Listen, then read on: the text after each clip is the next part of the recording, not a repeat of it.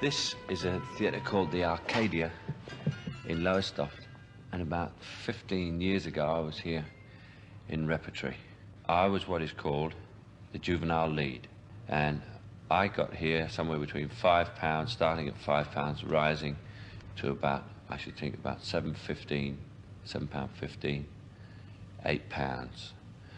The plays we did here you would never have heard of. They were written by anybody from anywhere.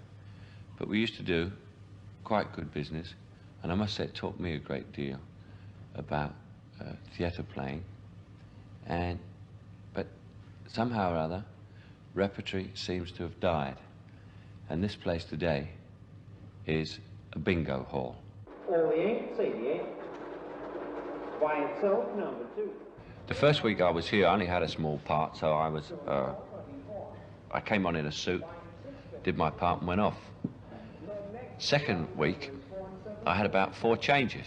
So I went off and came on again, still in the same suit from last week. And I came on twice in the first act, still in the same suit. And Jackson Stanley came round and he said, "Why didn't you change in the last act?"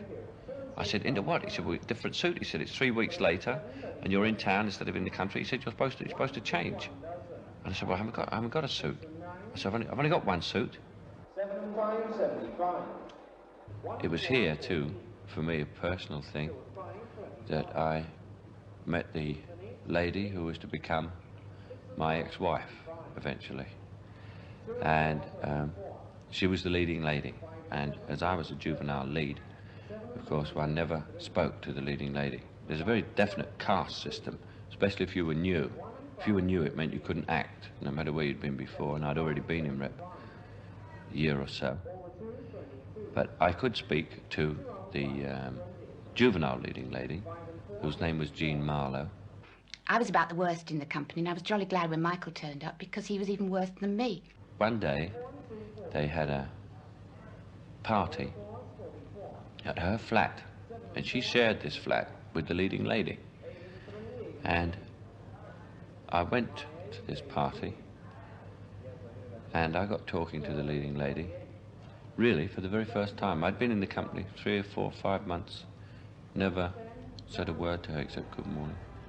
I got talking to her. 3 weeks later, I was married to her in a registry office here. A few more weeks later, I decided I was ready to conquer London and to take care of my financial responsibilities. So I went to London, fell flat on my face, didn't take care of my financial responsibilities. I was divorced 3 years later and out of work for 10 years.